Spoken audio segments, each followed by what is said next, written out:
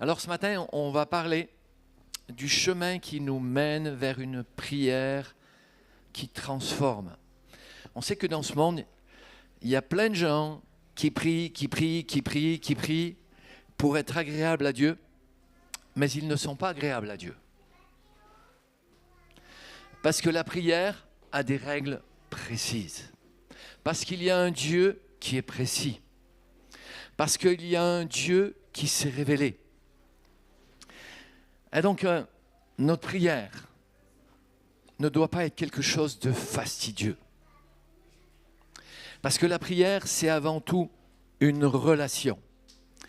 Quand on voit comment les choses avaient commencé avec Adam et Ève, ils parlaient librement avec Dieu. Ils entendaient Dieu.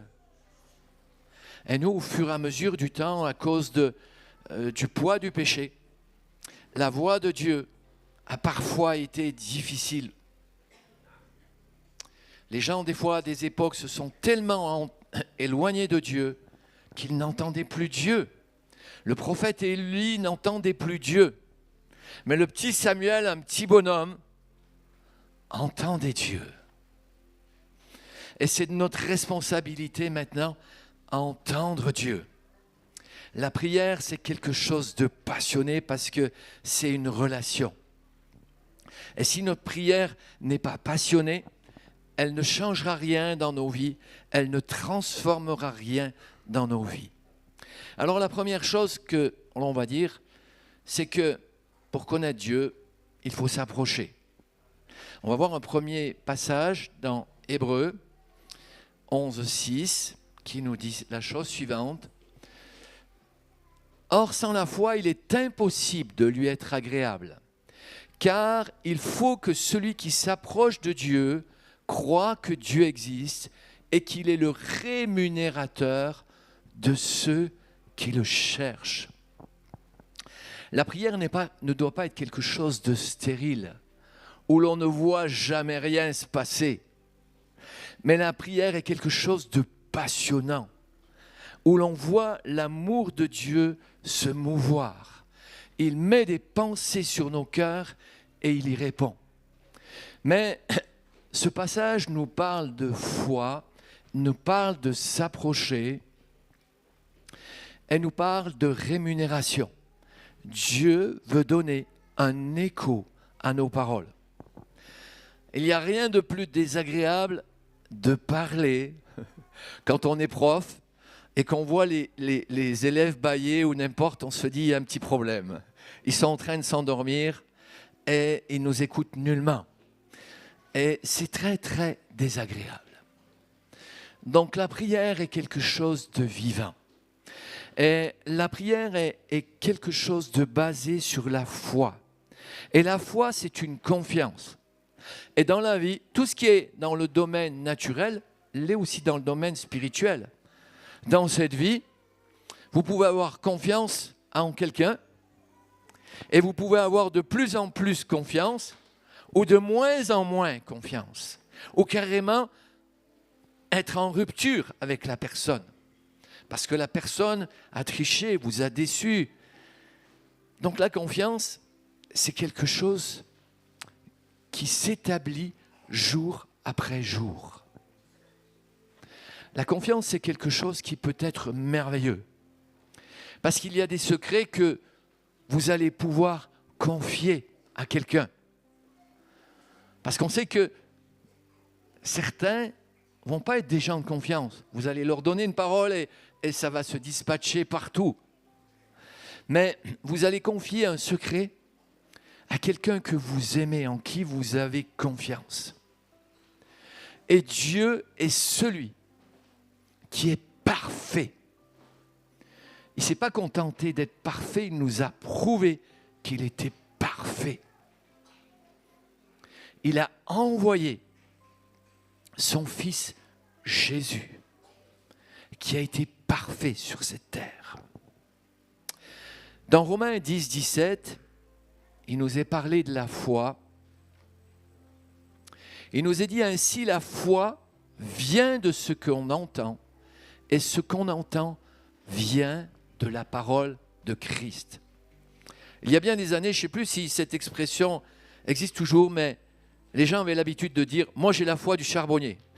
Alors je ne sais pas du tout ce que ça veut dire, mais je sais que ça ne veut pas dire grand-chose.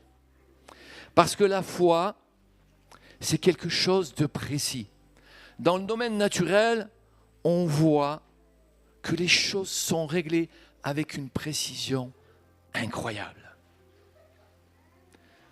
Notre Terre, elle va faire sur un tour sur elle-même en 24 heures. Et demain, ça sera pareil. Et dans 10 ans, ça sera pareil.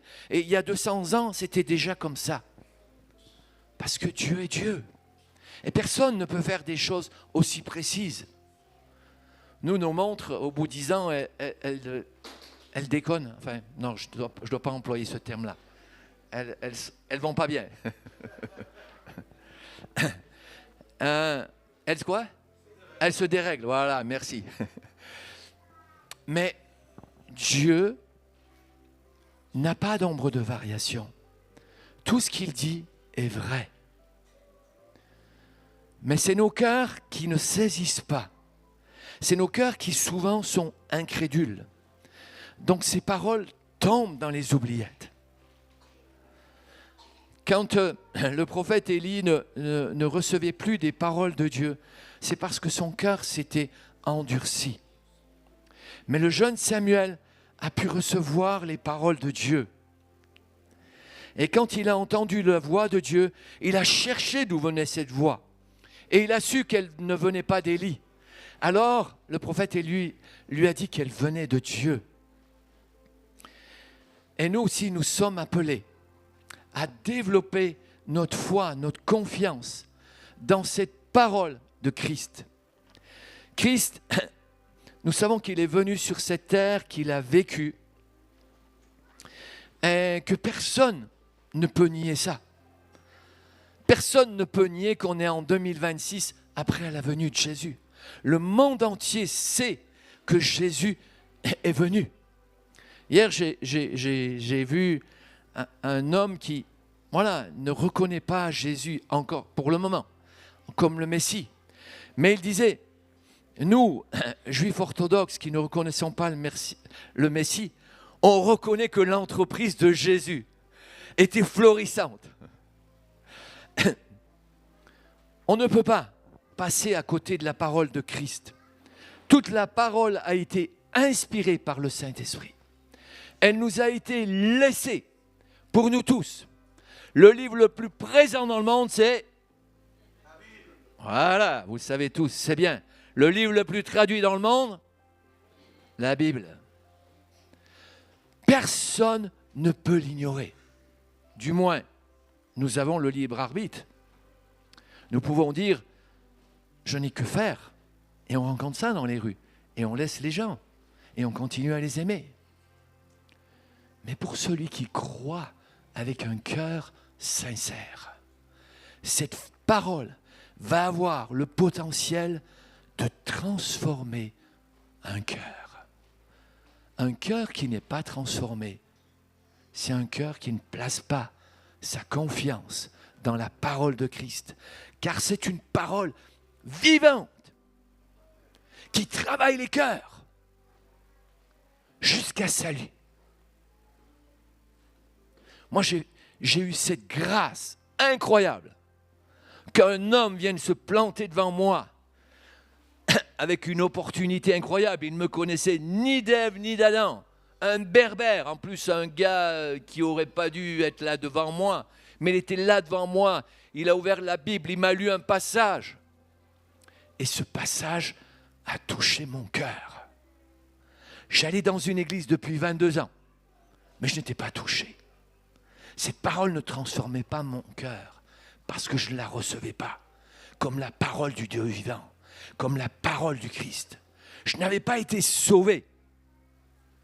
Vous pouvez lire la parole. Si vous ne croyez pas que Jésus est le sauveur de ce monde, vous ne serez pas sauvé. Vous pouvez dire il est le sauveur. Moi, je peux dire, Monsieur Liénard a été mon directeur. Peter, c'est vrai ou pas? D'accord, mais il y a que Peter qui le sait. Monsieur Liénard n'a pas été votre directeur. Jésus est le sauveur, dans la théorie. mais est-ce qu'il est ton sauveur? Est-ce que Christ vit en toi?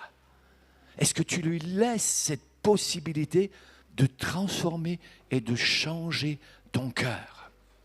Donc cette parole que j'ai reçue un jour, il y a plus de 40 ans, c'est extraordinaire. Parce que certes, dans la conversion d'un homme, il y a toujours des gens qui prient. Bon, Lucie n'est pas venue ce matin parce qu'elle était très fatiguée. Toute sa famille est venue hier et vous savez qu'elle a 87 ans. 88 ans, elle va sur 88. Ou elle a 88 ans? Elle a 88 ans. Ah oui, excuse-moi. Eh bien, j'ai réalisé en allant la voir, elle m'a dit que son beau-père et sa belle-mère étaient dans une église pentecôtiste, Sébastopol, pour les anciens des ADD. Et il l'a emmenée là-bas. Mais comme ses maris ne recevaient pas Jésus comme son sauveur, elle n'a pas pu continuer. Mais aujourd'hui, elle vient ici et son cœur est profondément touché. C'est le miracle divin. Nous, on est juste des semeurs, mais c'est Dieu qui fait croître toute semence. Parce que cette parole que ce berbère m'a donnée, quelques jours plus tard, une tante, une sœur à mon père, m'a envoyé cette Bible, alors qu'elle connaissait rien à ma vie. Ça faisait des années que je ne l'avais pas vue. Tu veux dire quelque chose? Ok. Notre contraire, c'est Satan. Eh oui. Et Bien sûr. Dieu a créé le monde et Satan détruit. Très bien. C'est beau, hein? Elle écoute, hein? Pas de souci. Les enfants, ils sont là, des fois ils jouent, mais pouf, il y a une parole qui pénètre, hein? Et donc, cette tante m'envoie une Bible. Pour la première fois, je l'ouvre et je relis le passage dont m'avait parlé le chrétien. C'est pas beau? Et la deuxième fois, mon cœur est vivement touché. Quelques jours plus tard, dans un rêve, je vois Christ à la croix mourir pour mes péchés. Et là, je pleure et je pleure. Oui, cocotte, je t'écouterai à la fin du culte. Je sais que tu es avec moi. Et là, je pleure toutes les larmes de mon cœur. Et là, mon cœur commence sa transformation. Cette transformation a commencé il y a plus de 40 ans. Elle continue à le faire. Tant que j'aurai la foi dans ce Dieu vivant, dans cette parole de Christ, dans ces lois spirituelles qui nous ont été données pour que nos cœurs soient transformés. Parce que la prière, sur cette terre, on l'appelle prière, parce qu'elle a une forme particulière, parce que nous savons que ce n'est pas avec notre chair que nous pouvons toucher le cœur de Dieu. Nous pouvons répéter 10 000 fois les mêmes paroles, et Dieu ne nous répondra pas, parce que Dieu est Dieu, et ne peut nous parler que par son esprit. Parce que nous savons que la chair a échoué. Adam a échoué. Il avait été... Quand Dieu dit qu'il souffle dans les narines d'Adam et que la vie vient, mais qu'il a été fait de la terre, j'ai pu constater combien la Bible est extrêmement précise. J'ai vérifié la substance de la terre et la substance de nos corps. C'est la même. Dans votre corps, vous avez de l'or, vous avez du cuivre. La même chose que la terre. Dieu est une précision extrême. Non pas comme ça, ouais, Dieu il souffle tout dans les narines et il souffle dans la terre, elle devient vivante. Mais oui, Dieu a pris de la terre et la terre est devenue vivante. Nous sommes de la terre. La même, chimiquement, nous sommes de la terre. Et la terre n'héritera pas du ciel. C'est pour ça que Dieu a placé en nous son esprit. Il nous a donné un esprit dans lequel il veut souffler. Il veut souffler la vie qui vient d'en haut.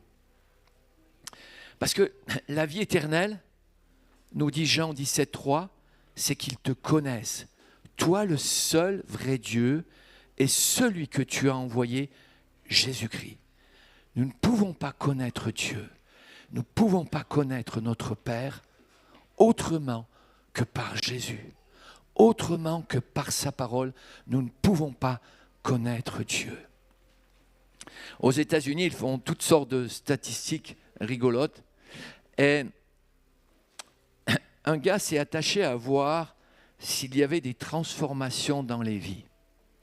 Et il a montré que seuls les chrétiens qui passaient au moins 4 ans à prier, à lire la parole, à la méditer et à prier, avaient des cœurs qui étaient transformés. Moins de ça, rien du tout se passe dans les cœurs. Alors bon, c'est qu'une statistique et c'est qu'une chose. Mais en tout cas, cela nous dit que seule une lecture assidue de la parole de Christ nous permet de connaître Christ et d'être transformés. Et le but, c'est la vie éternelle. C'est qu'on le connaisse. La prière dans le ciel sera différente d'ici. Nous le connaîtrons. Nous pourrons parler avec lui. Comme Adam et Ève parlaient avec Dieu. Ici, nous devons apprendre à parler avec Dieu par l'Esprit, au travers du Saint-Esprit qui est en nous. Alors la première chose, la première étape de la prière, c'est s'asseoir et manger avec Jésus.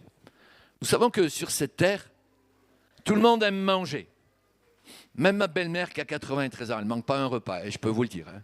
Puis elle mange autant que nous. Hein. C'est pas beau ça, avoir de l'appétit? Alors quand je lui demande si elle a de l'appétit, elle dit non, moi je mange. C'est une grâce de Dieu d'avoir de l'appétit. Et nous aimons manger avec les gens que nous aimons.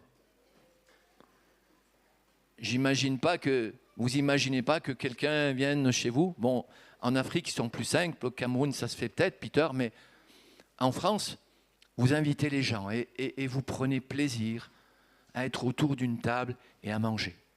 Et Jésus aimait profondément ça. Le repas, c'est lui qui a créé le repas, pour que nous puissions prendre du temps pour converser, pour échanger avec lui. Dans Luc 14, 16, il nous est dit, et Jésus lui répondit, un homme donna un grand souper et il invita beaucoup de gens. Nous savons que Jésus invite d'une façon spirituelle tous les hommes à le connaître. Mais sur cette terre, il a invité des hommes et des femmes à des immenses repas. Il nous est parlé des fois de 3 000, 4 000, 5 000 personnes. Et on sait qu'à l'époque, on comptait que le chef de famille. Donc il y avait des rassemblements de 20 000 personnes. 20 000 personnes qui mangent ensemble. Ça devait être formidable. Ils devaient discuter par petits groupes, échanger sur leur vie. Le temps du repas est toujours un temps béni. Jean-Luc Traxel, que la plupart connaissent, qui est un ministère béni, dit que sa famille s'est toujours construite autour du repas. Ils aiment manger ensemble. Ils aiment partager ensemble. Alors ne permettez pas le portable pendant les temps de repas. Sinon on gâche tout. En tout cas, Jésus a invité. Dans Apocalypse 3,20, il est dit, si quelqu'un entend ma voix et ouvre la porte, j'entrerai chez lui, je souperai avec lui et lui avec moi. Inviter Jésus, c'est inviter sa parole. C'est dire, mais Seigneur, ta parole est tellement bonne pour toi, pour moi. Tu as quelque chose à me dire aujourd'hui et ça va être un temps béni. Je vais souper avec toi. Je vais fermer la porte de tous les bruits extérieurs et je vais entendre ta voix. Et là, dans le secret de ma chambre, ou de mon bureau, ou n'importe, ou de ma salle de bain, quand il y a trop de monde, je vais prendre un temps avec toi. Je connaissais une maman, mère de 11 enfants. Vous imaginez, avec 11 enfants, le bruit qu'il y avait. Mes grands-parents, c'était 19, c'était encore plus, je ne sais pas comment ils faisaient. Mais en tout cas, cette femme racontait que quand elle en avait, elle n'en pouvait plus. Elle avait un tablier, elle mettait son tablier sur sa tête. Et là, les enfants savaient qu'il ne fallait pas parler. Ils se calmaient. Et ils savaient que la maman priait. Et ils savaient que la maman lisait la parole de Dieu dans ce petit espace. Celui qui aime Dieu trouve toujours un moment pour lire sa parole, afin que l'on soit transformé, afin que nos caractères soient changés. Le psaume 23, versets 5 et 6, nous dit les choses suivantes. Tu dresses devant moi une table en face de mes adversaires. Tu oins d'huile ma tête et ma coupe déborde. Ce passage a paru mystérieux pour moi, peut-être pas pour vous, mais pendant des années. Je me disais, mais qu'est-ce que Dieu veut nous dire dans ce passage-là? Tu dresses devant moi une table en face de mes adversaires. Tu oins d'huile ma tête. Et la conséquence, c'est que ma coupe déborde. Cela veut dire que la table, c'est la symbolique, c'est la communion. C'est prendre un temps pour être avec Jésus. Et quand nous commençons à connaître Dieu, nous aspirons à lire sa parole de façon personnelle. Je bénis Dieu pour tous les prédicateurs que j'ai connus. Mais le temps le plus important pour moi, c'est quand je suis seul à seul avec lui que je lis sa parole. Parce que c'est là qu'il dresse devant moi, que le sang de Jésus se dresse en face de mes adversaires. Et la petite fille nous l'a dit tout à l'heure, notre adversaire, c'est Satan et ses démons qui rôdent autour de l'Église, autour de ceux qui croient en Dieu. Ils nous détestent et ils désirent nous séparer de cette communion avec Jésus. Ils détestent les temps que nous prenons dans la communion avec Jésus. Parce que c'est là que nous sont révélés les secrets. C'est là que nous prenons conscience que dans telle situation, c'est l'adversaire qui nous a empêchés de faire ceci. C'est là que nous prenons conscience que le problème que nous avons n'est plus insolvable. Parce que Jésus dresse une table. Son sang est dressé en face de l'ennemi. Et quand nous prenons conscience de ça, nous sommes protégés, nous sommes gardés, nos cœurs sont gardés des influences de l'ennemi, de la pourriture de ce monde, de la corruption de ce monde. L'adversaire ne cesse de corrompre ce monde et de dire aux gens, la plupart des gens que vous rencontrez dans les rues disent « ça va vraiment mal, on ne sait pas où on va ». Ce monde va à sa perte, mais Jésus est sur son trône. Il plaide pour tous ceux qui l'ont reconnu comme Seigneur et Sauveur. Il plaide son sang. Et quand son sang est autour de nous, les adversaires reculent. La maladie fuit. Les peurs partent. Le découragement dégage. Et ma coupe déborde. C'est-à-dire que la joie reprend sa place. Nous sommes faits pour la joie, faits pour entrer dans les merveilleux plans que Dieu a pour nos vies. Nous sommes faits pour connaître la réussite. Et si pour un temps, nous connaissons des échecs, Dieu est là. Vous avez entendu la semaine dernière, notre ami Steve Jaffa a prophétisé et il a encouragé plusieurs d'entre vous. Il a dit à quelqu'un, tu as entrepris plusieurs fois quelque chose qui est de l'ordre de l'entreprise. Mais persévère, ça va venir, la réussite va venir. Ce n'est pas parce qu'aujourd'hui nous avons manqué quelque chose que demain la réussite ne va pas venir. Tu es le Dieu de l'abondance.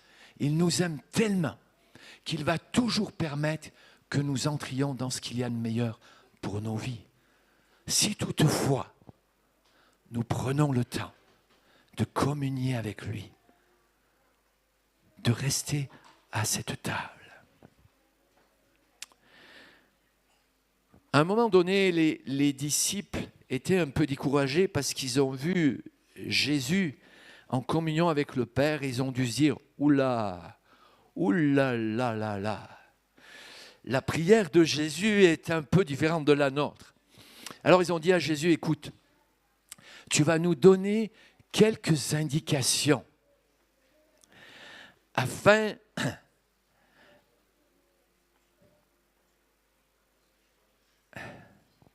Bienvenue Romain, assieds-toi. Ce petit gars, il a entendu la parole de Dieu à 4 ans. Béni soit Dieu. J'en étais donc au cadre de la prière du Notre Père. Quand Jésus a vu que ces gens étaient vraiment dépités en voyant la prière de Jésus, ils ont dit à Jésus, écoute, donne-nous quelques indications pour que nous puissions entrer dans cette prière qui va nous transformer. Ils se trouvaient si petits devant Jésus, si incapables de ressembler à Jésus, que Jésus a eu pitié d'eux et il leur a donné un cadre. Et souvent, nous disons, oh, ce cadre, on n'en a pas besoin. Alors, il y a ceux qui disent, oh, c'est vrai, des fois, c'est une prière qui devient rituelle, qui devient sans saveur. Mais toujours est-il qu'à un moment donné dans ma vie, avant que je connaisse Jésus comme mon sauveur, j'étais au service militaire et je n'avais pas été vraiment de mon plein gré et je souffrais pour différentes raisons. Et là, à ce moment-là, je répétais le Notre Père et j'essayais de comprendre ce que ça voulait dire. Et quand j'avais fini cette prière, il y avait un soulagement que Dieu opérait par son Saint-Esprit. Yonggi Cho, quand il a prié pendant des années, il a toujours pris ce cadre de référence. Pour moi, c'est comme une constitution. Dans notre pays, il y a une constitution et toutes les lois doivent être dans le cadre de cette constitution. Toutes les lois doivent avoir un cadre, heureusement. Et le Notre Père est ce cadre. Il leur dit, quand vous priez, dites « Père, que ton nom soit sanctifié, que ton règne vienne. Donne-nous chaque jour notre pain quotidien. Pardonne-nous nos péchés, car nous aussi nous pardonnons à quiconque nous offense et ne nous induis pas en tentation. » Le Seigneur nous donne des indications excessivement précises. Il nous parle du Père. Et si nous nous adressons à quelqu'un en tant que Père, ça veut dire que nous reconnaissons que nous sommes son enfant. Et ça change tout. Quand un enfant s'adresse à un père, vous avez vu ce qui se passe? Il y a un échange d'amour. Oh, il y a parfois aussi de la colère. Il y a parfois aussi de la rébellion. Mais en tout cas, un enfant qui s'adresse à un père, c'est quelque chose de très beau. Vous, quand vous vous adressez à Dieu, c'est votre Père. Et un Père, il sait, bien qu'il soit imparfait, Jésus nous dit que bien que les pères terrestres soient imparfaits, ils cherchent à donner ce qu'il y a de meilleur. Ils ne donnent pas toujours ce qu'il y a de meilleur, en particulier quand ils donnent beaucoup de bonbons. Mais en tout cas, les pères terrestres cherchent, les pères et les mères terrestres, car Dieu n'est pas seulement Père, il est Père et Mère. C'est lui qui a créé un papa et une maman. C'est parce qu'il est les deux. Et nous sommes ses enfants. Et comme un enfant est écouté de son père, l'enfant, quand nous prenons conscience que nous avons une identité avec lui, une identité de fils bien-aimé, une identité de fils lavé par le sang de Jésus. Et c'est à cause de cela que notre Père dans le ciel peut nous écouter. Et là, nous pouvons entendre sa voix, la voix d'un Père. Tu peux remettre la prière, s'il te plaît, du Notre Père.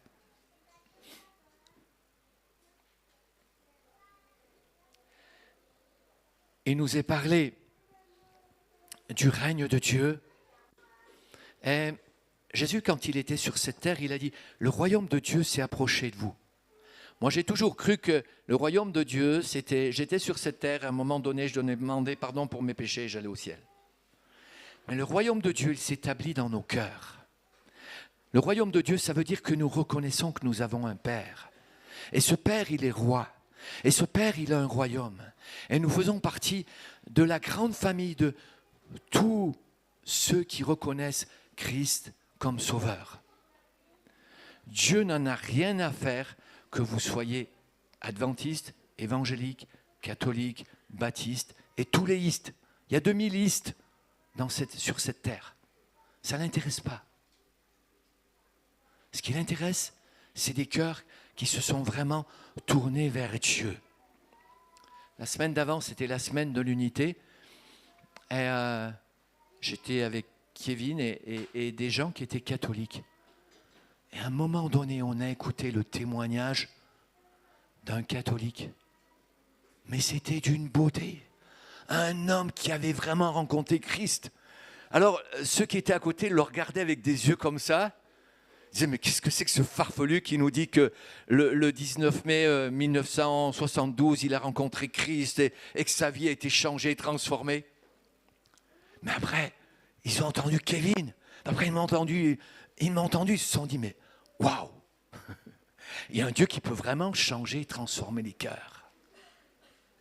Peu importe, catholique, baptiste, darbiste. Personne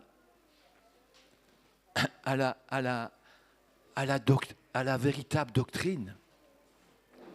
Jésus seul est le chemin, la vérité et la vie. Seule cette parole contient toute la vérité. Dans ce passage, il nous est parlé du pain dont nous avons besoin. Dans ma version, c'est « donne-nous chaque jour le pain dont nous avons besoin ». Alors, certes, on peut penser au pain terrestre et on apprend à remercier Dieu pour ce pain terrestre et cette nourriture terrestre. Mais rappelez-vous, dans le désert, il est parlé d'une manne qui venait de façon providentielle et il se nourrissait à cette manne qui était déjà Christ. Parce que le Nouveau Testament nous dit que Christ est le pain de vie. Et que notre nourriture dont nous avons besoin, certes, nous avons besoin d'un peu de pain, mais si nous n'avons pas, nous vivrons quand même. Mais toujours est-il que nous avons bien plus besoin encore de la parole de Christ qui nourrit nos cœurs et qui enfante une prière qui va nous changer et nous transformer.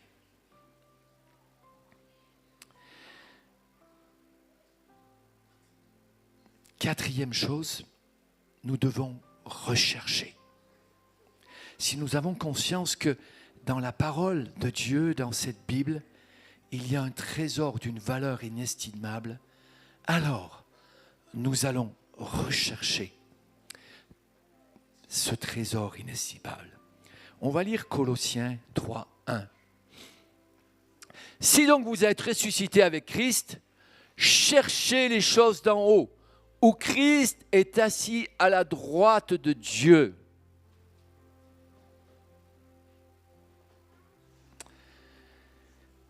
Ce passage, dans ma version, c'est « Mais si vous êtes ressuscité avec le Christ, Recherchez donc les réalités d'en haut, là où se trouve le Christ qui siège à la droite de Dieu. De toute votre pensée, tendez vers les réalités d'en haut et non vers celles qui appartiennent à la terre. Car vous êtes morts et votre vie est cachée avec Christ en Dieu. Le jour où le Christ apparaîtra, lui qui est votre vie, alors vous paraîtra, vous aussi avec lui, en partageant sa gloire. Est-ce que vous recherchez les choses d'en haut? Est-ce que votre priorité, c'est votre temps d'intimité avec Dieu? C'est ce temps où vous allez rechercher les trésors d'en haut. Parce que quoi que vous fassiez, vous pouvez vous nourrir de la meilleure alimentation, vous pouvez faire les plus grands régimes alimentaires, la meilleure hygiène en faisant toutes sortes de sports, vous allez quand même mourir. Votre corps doit mourir, mais votre vie qui est cachée en Christ, ce Saint-Esprit qui est logé dans votre esprit, vous poussera toujours vers ce qui est en haut. Et alors, parce que vous êtes poussé par ce qui est en haut, les racines qui ont poussé sous votre maison ou dans votre travail, ces racines, toutes les racines qui nous lient à cette terre et qui nous font croire que c'est sur cette terre, que c'est les choses de cette terre qui vont réjouir notre cœur, toutes ces racines vont disparaître. Et vous allez vous attacher aux vraies valeurs, l'amour, la paix, la joie, la bonté, la patience, la douceur et la maîtrise de soi. Nous avons tellement à faire dans ce domaine. Il y a tellement des fois de choses qui nous font réagir. Pourquoi est-ce que nous réagissons tellement à quelque chose qui n'a finalement qu'une importance moindre? Et pour quelque chose qui a une importance moindre, les cœurs se divisent, les cœurs se partagent, les cœurs divorcent. Les cœurs se rebellent. On voit de plus en plus des enfants, des ados se rebeller contre l'autorité parentale et sont encouragés par la société de rébellion. Maintenant, un enfant peut porter plainte parce que vous lui avez donné une malheureuse petite claque sur la joue.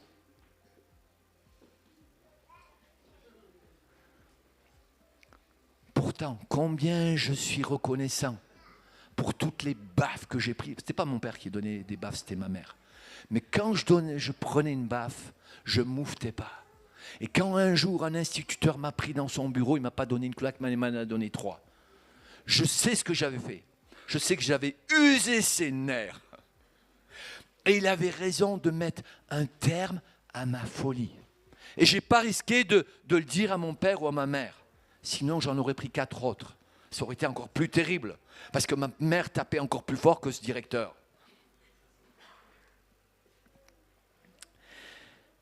Donc il nous a dit, recherchez, pensez à ce que ça veut dire rechercher les choses d'en haut. Réfléchissez-y. Méditez. Méditer, ça veut dire communier avec, converser intimement. Parler, se plaindre, réfléchir, chanter, se plaindre, méditer, étudier. Vous voyez tout ce que ça veut dire, méditer? Nous, on a des traductions. Mais quand vous revenez à la racine, vous voyez quelque chose d'infiniment riche. Méditer la parole de Dieu. Ça veut dire que, par exemple, en pleine nuit, vous vous réveillez. Et comme vous avez appris le psaume 23, vous allez le réciter tranquillement. L'Éternel est mon berger. Il me conduit dans de verts pâturages, vers des eaux paisibles, etc. Vous allez répéter ça. et votre âme va être nourrie. Vos inquiétudes vont partir.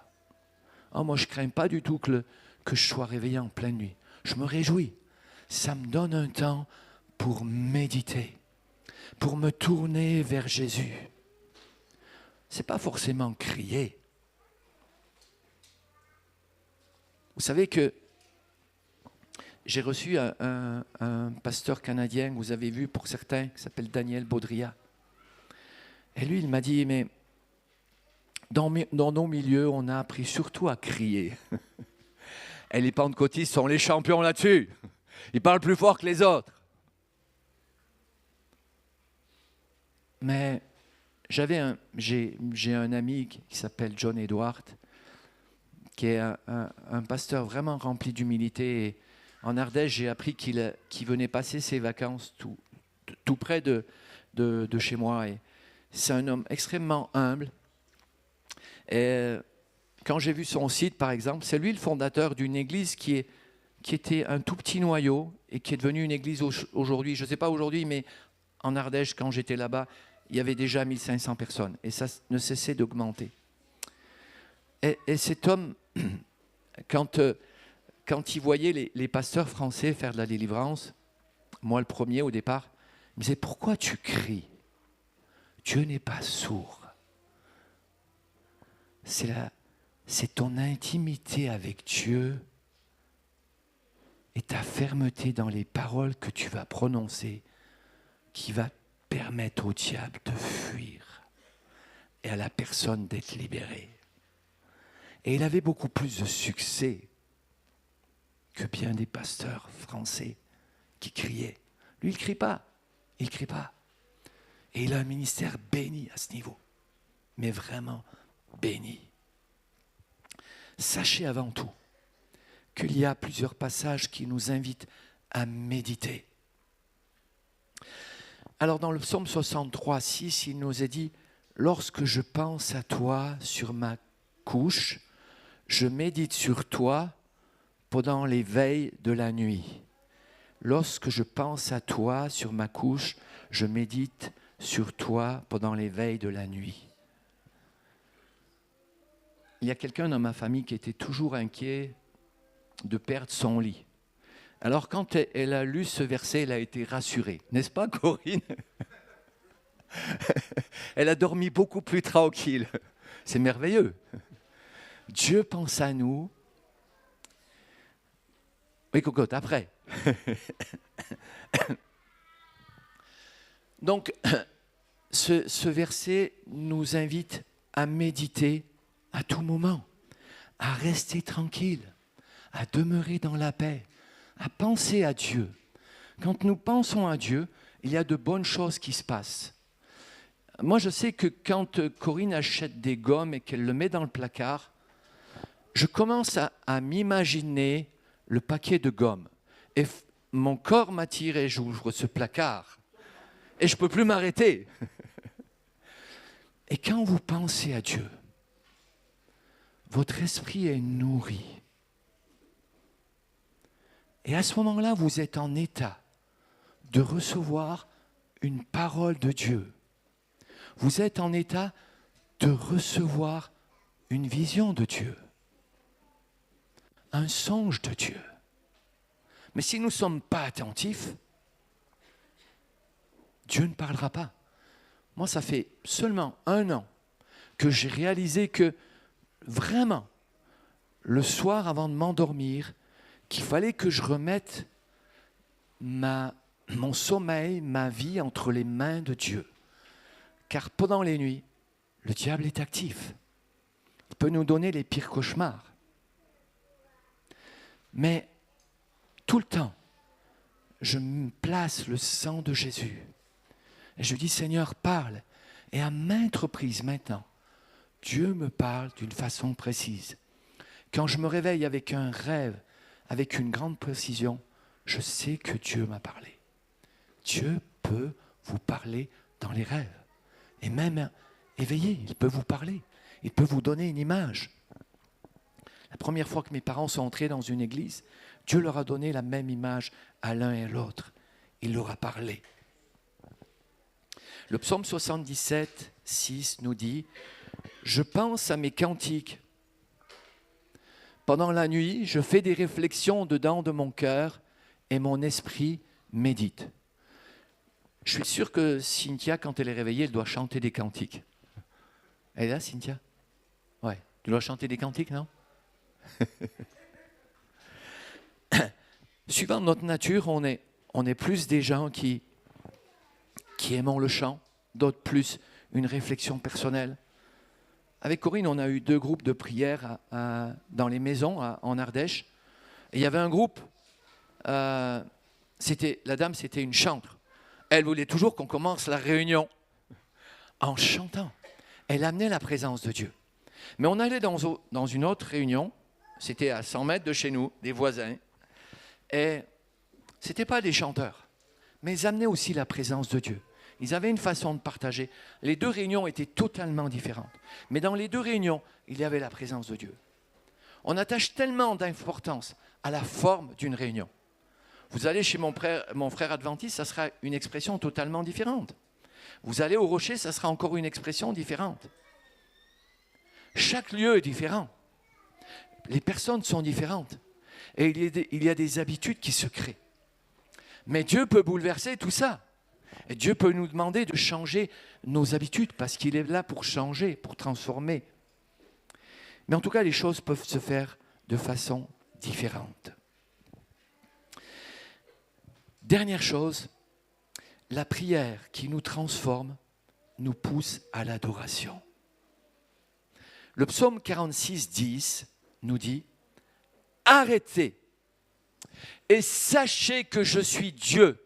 Je domine sur les nations. Je domine sur la terre. » Dans tous nos problèmes, souvent,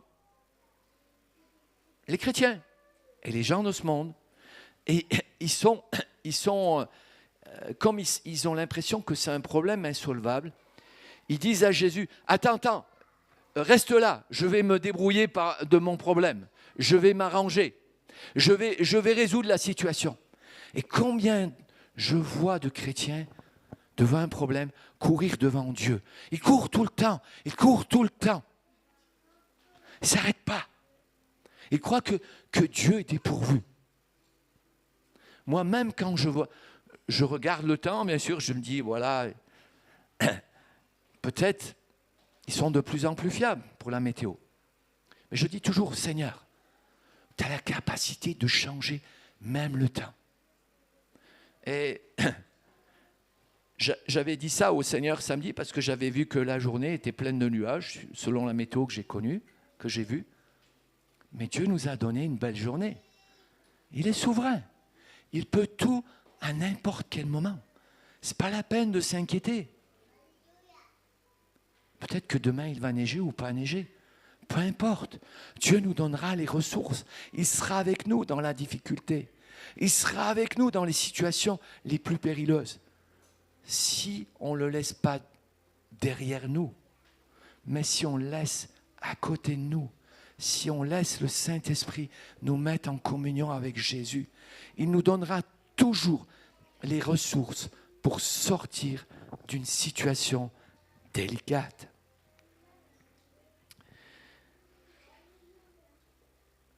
Arrêtez et sachez que je suis Dieu. Arrêtez-vous. Dieu n'est pas dépassé. Dieu n'est jamais en colère. Il n'est jamais frustré. Et il peut mettre dans votre cœur la paix.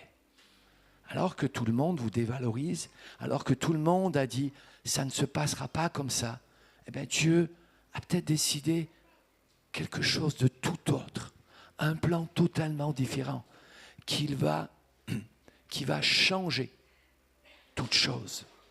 Attendez-vous à lui. Et dernière chose, cette prière qui transforme notre cœur est faite pour vivre. La foi entraîne des œuvres. Et les œuvres, Dieu les a préparées d'avance.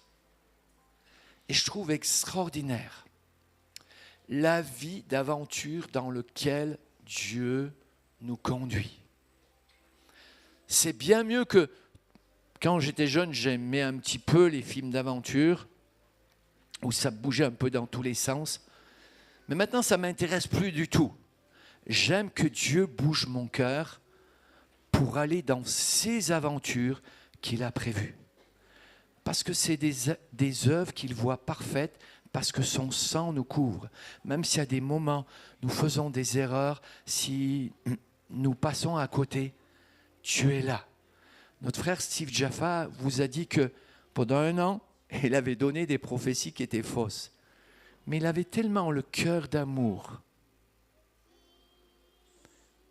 que personne ne lui en a voulu. Je n'ai jamais vu une personne m'en vouloir parce que j'avais prié pour que sa main ou son épaule guérisse et que je n'ai rien vu. Si on le fait avec amour, Dieu est là.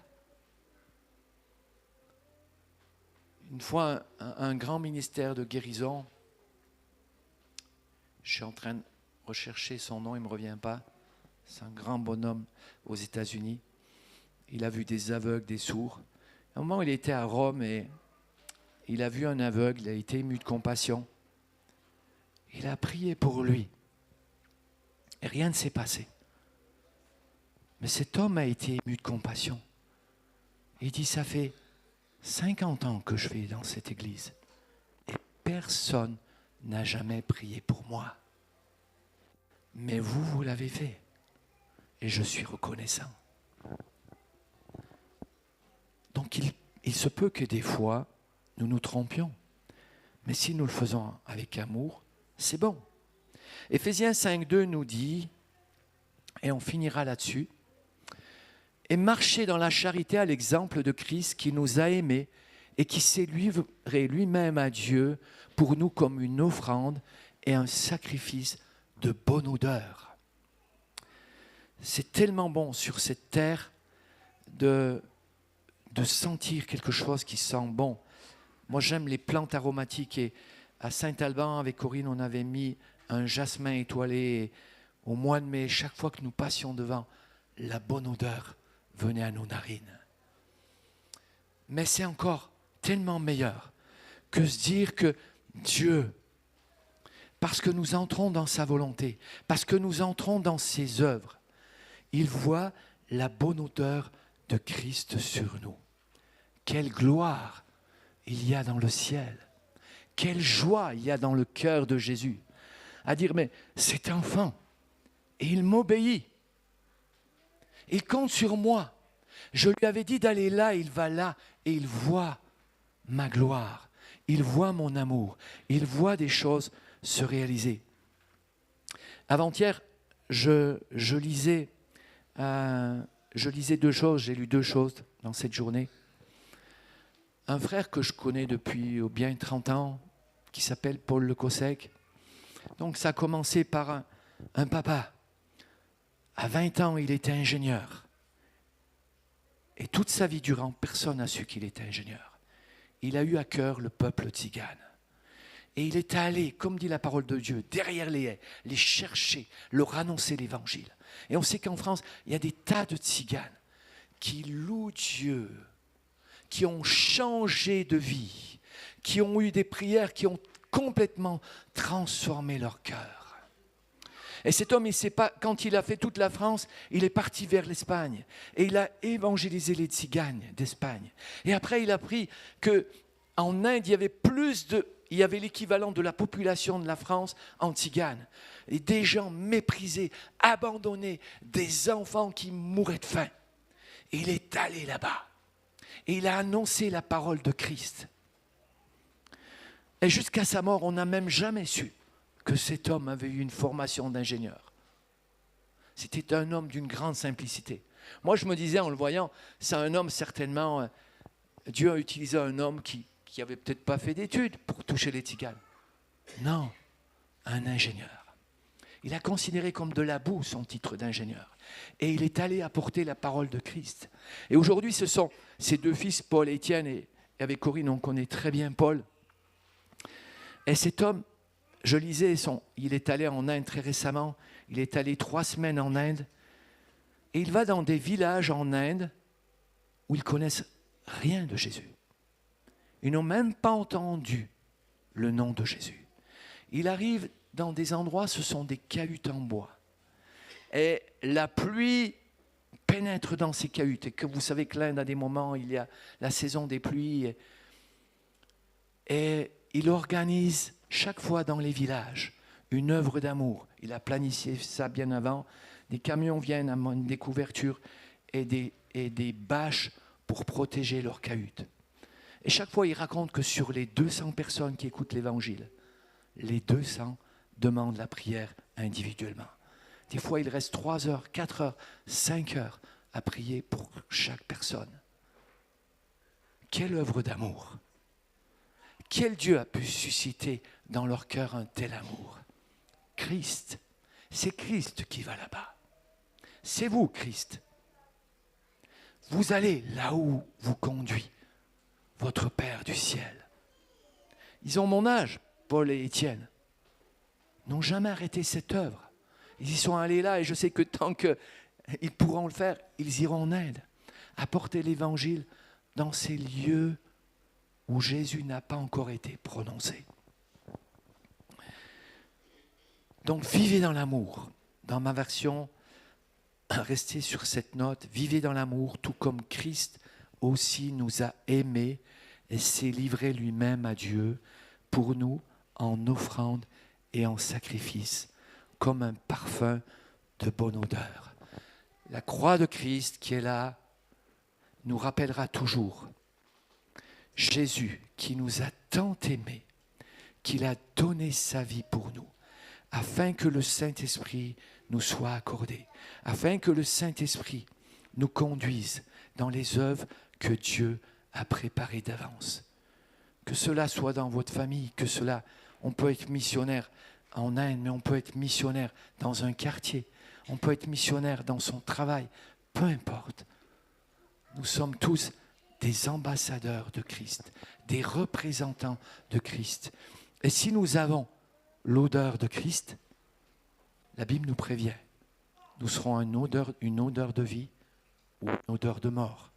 On le voit dans les rues. Des gens nous rejettent, nous méprisent.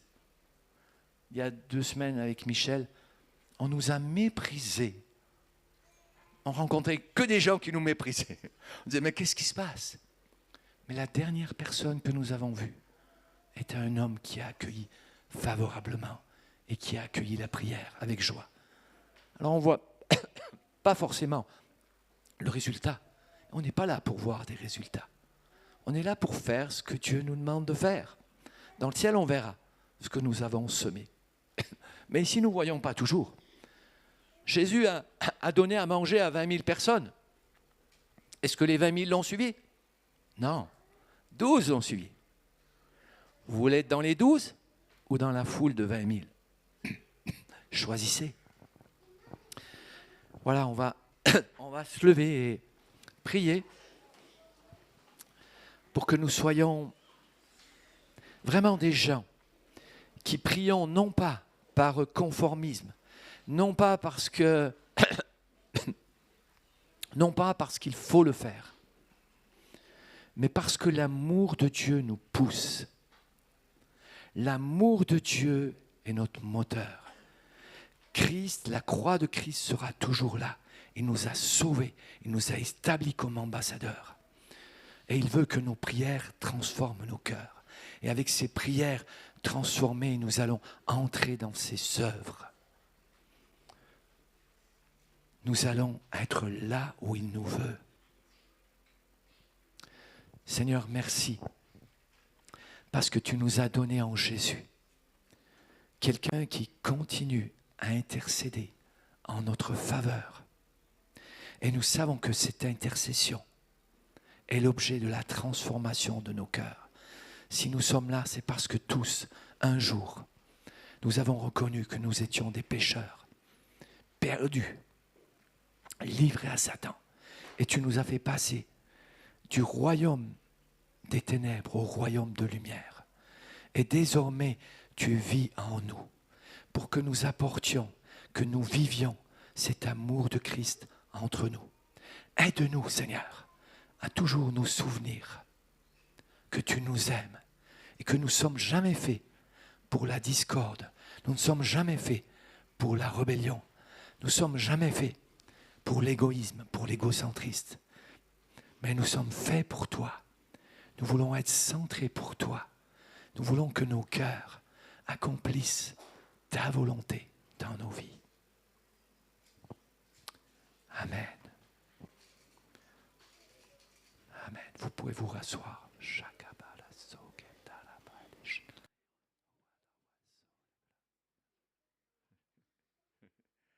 Qu'est-ce que tu veux dire? Moi aussi, ma mère me frappait. Seigneur, comment c'est ton prénom, j'ai plus? Alizé. Allez, on prie tous pour Alizé. Père, bénis cette petite Alizé. Hein? Alizéa. Bénis Alizéa. Elle a besoin de ton secours, besoin de ta grâce. Seigneur, tu te révèles aux enfants parce qu'ils ont un cœur plus facile que le nôtre. Alors bénis-la dans tout ce qu'elle fait, dans tout ce qu'elle entreprend. Merci mon Dieu pour elle. Merci pour tous les enfants présents ici. Nous voulons qu'ils connaissent ton nom. Et nous voulons que dès leur plus jeune âge, ils soient des témoins là où ils sont. Amen.